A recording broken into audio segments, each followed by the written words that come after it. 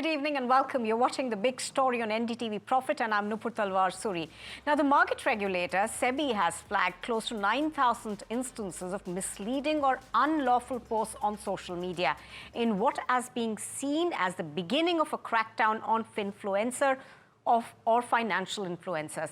Now, SEBI has called on leading platforms including Facebook, Instagram and Telegram as well as YouTube to take strict legal measures against the accounts disseminating false claims about the stock market. SEBI chairperson has also said that the new rules will combat misinformation by prohibiting associations with unregistered individuals while allowing for educational content. Let's listen in to begin with to what Madhvi Puri Buch has said. We recently had, a regulation which we will be notifying fairly soon on this issue of Finfluencers.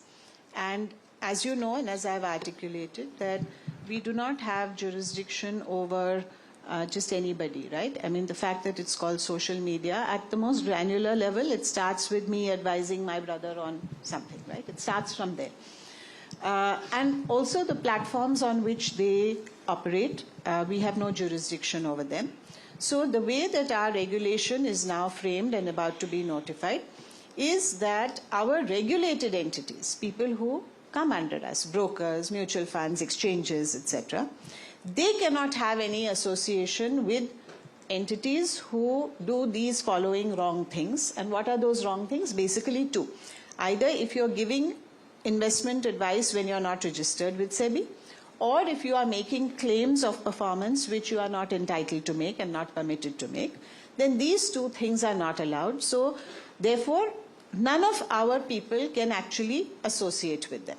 So which means that wherever there was advertising, sponsorship, association, brand association, etc., with many of these people, which is an important source of their revenue, unless they are truly educational in nature, they will not be able to have such association from our regulated entities.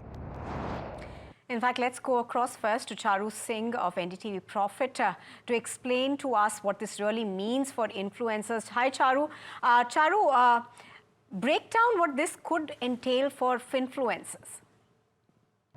The Security and Exchange Board of India had long back in the month of June only had come up with a consultation paper with regulations saying that there should be no association of regulated entities with unregistered entities, that is the financial influencers, the Finfluencers. And now people are waiting for these regulations to be notified. In fact, when the submission about the 9,000 social media posts being flagged as unlawful was submitted before the Rajya Sabha, and SEBI had said that it is reaching the social media platforms itself against these posts.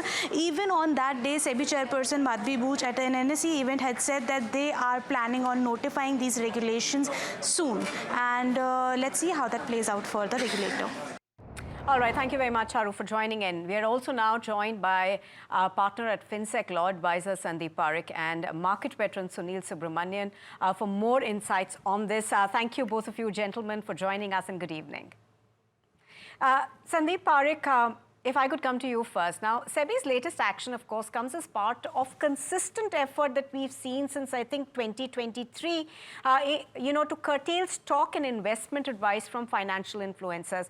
What do you make of it? And is it in line with what other countries and their regulators are doing to deal with this? Right. So, I think in terms of what SEBI is trying to do is, I think they're trying to come to grips with a phenomena which has kind of enveloped literally millions of investors, and with all these so-called influencers. And on the one side you have the freedom of speech and people's ability to say whatever they want, versus the need to kind of register people who are kind of trying to provide advice for a fee, or it's very often it's undisclosed fee. It's coming from somebody else, and the investor doesn't really know about this conflict. And of course, lots of mischievous recommendations, etc. So I think SEBI's realized that it can't go after millions of people or even tens of thousands of influencers. So they want to kind of protect their domain by saying that people within the regulated space would not be able to interact, promote, do business, do commerce with these influencers. I think they're kind of approaching the problem from a different perspective instead of passing all these orders against thousands of people. I think that this is something which they believe they can enforce far more easily. Right, and how do you see this in terms of what other countries are doing? Because we have seen action coming in from other regulators in other countries as well. I think most countries are grappling with this phenomena of in the US they're called TikTok people, and so I think it's kind of quite a common phenomena the worldwide, and I think again I think Western regulators are battling with it even more because the kind of freedom of speech they have under their constitution is far more liberal than ours as well, ours, and therefore I think they're finding it difficult to kind of go after these people unless they're able to prove fraud, and the kind of deals, the backroom deals which these influencers are kind of getting into is not something which you can easily catch because it's happening inside people's offices, inside rooms, and therefore I think the problem is much bigger than I think the regulators have been able to digest. Right, Mr. Subramanian, your thoughts on SEBI now stepping in, and also just to bring some context to this conversation, the fact is that consumers seem to have a lot of trust in influencers. In fact, we'll just run those graphics for our viewers. There's a report by ASCI that suggests that 79% of consumers on the internet actually trust social media influencers. So the amount of sway they hold is quite evident, Mr. Subramanian.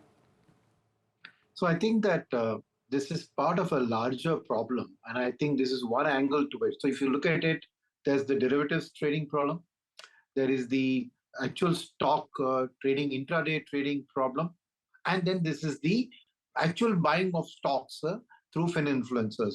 So all of these are essentially coming from a fact that the mass public, in the absence of proper knowledge, has this gambling instinct, right? And they have driven by greed.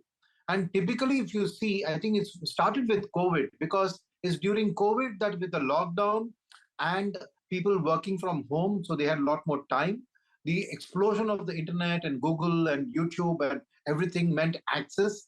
So, and the youth of India, I think India is probably one of the youngest populations in the world. It's a combination of these three that people are just, and I would actually treat all of these three, the derivatives trading, the day trading, as well as the Finfluence-based action, as a part of a larger desire to get rich quick in the people. Now, you mentioned that trust.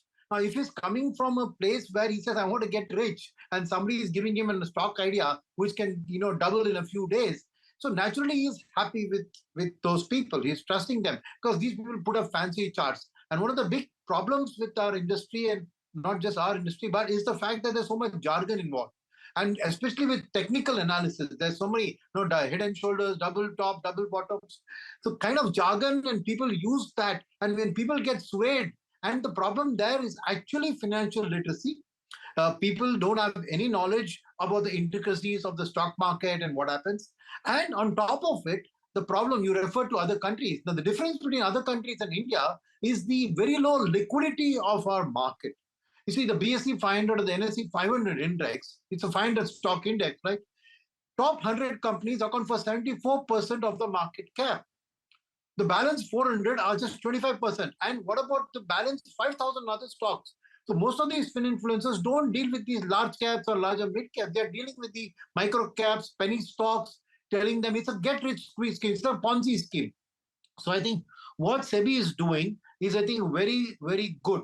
And they're approaching it in a way where these, see, actually, if you see, nobody can give advice without registering with SEBI. That's very simple. So all these Finfluencers who are advising people to buy stocks are actually in violation of SEBI. The problem for SEBI is, it's an internet is an open world. Facebook and Google and YouTube and Telegram and WhatsApp, they cannot use the police force to go and arrest all these people and put them in jail. Well, technically they can. So that's why SEBI is going through this by two things, right? One is they are circulating the media, WhatsApp, Facebook. They are trying to get them to not allow these kind of things to happen. Now, none of them are headquartered in India. They're all foreign thing.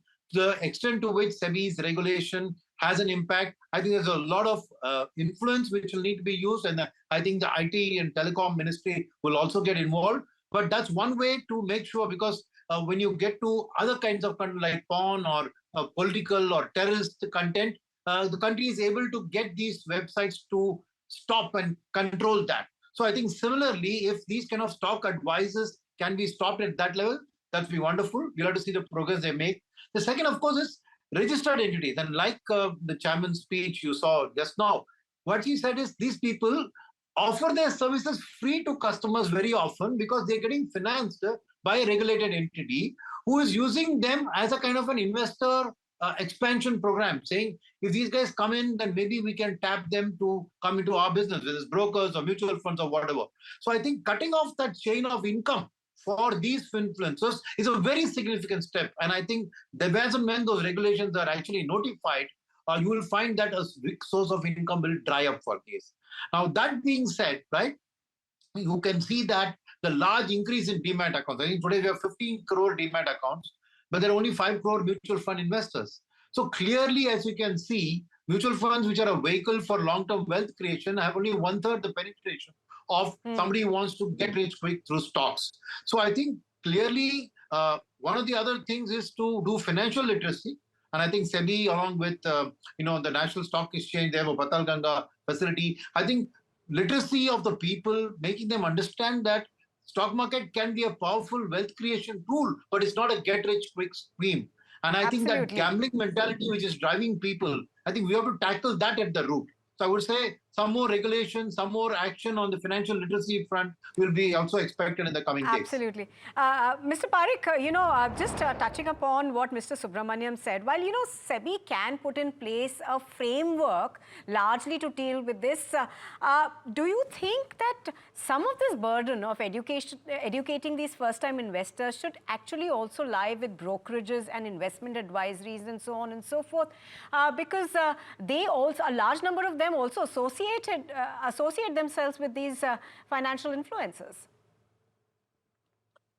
No, so I think that's of course part of the solution. But I think the real bigger picture is that we are not talking about idiots, right? They're not fools. They just want to gamble money. I mean, we've seen the statistics twice over now from SEBI. 89% of them are losing money. Yet they continue. So I don't think they want to learn really. They want to kind of gamble. And, if you bar them from one thing, they'll probably start doing something else, maybe go into sports gambling or buy some lottery ticket from one of the states which allows. So, I think it's coming from there. It's not coming from, poor literacy really or poor financial education. So, it has to be handled at a cultural level as well and not just as seen as a kind of an uneducated, illiterate people. Right. Mr. Subramanian, any final thoughts on what he's saying? Because there are many arguments being made against SEBI's action in various places, saying that this is a free market economy and we should let people learn on their own. So any final thoughts on that? Yes, there's another overarching thing which is there in SEBI's mind here, apart from the people getting misled and doing these things. That is that these influencers, right, are probably also being influenced by insiders. So this pump and dump you have heard of, right? So what these influencers are also doing, right, is to pump a stock up and then dump it when these retail investors buy it. Now, some retail investors will make money because they would have bought it and sold it, but those who hold on make a loss. But that's a very severe thing because that's insider trading being expanded through these thousands of influencers. So I think there's a larger issue which also SEBI is trying to solve here is this pump and dump strategy of influencers where they're actually probably acting as the arm of people who want to do insider trading are pumping the stocks, dumping them and making profits. And that's a huge criminal thing. And that's also, I think, something that SEBI will go after and wants to go after. And shutting this tap has another reason there, which is to stop the spread of this kind of insider trading, so to speak, in a pump and dump manner. Right, absolutely. So you feel that this is part of a larger racket as well. Both of you, thank you very much for joining us on the broadcast.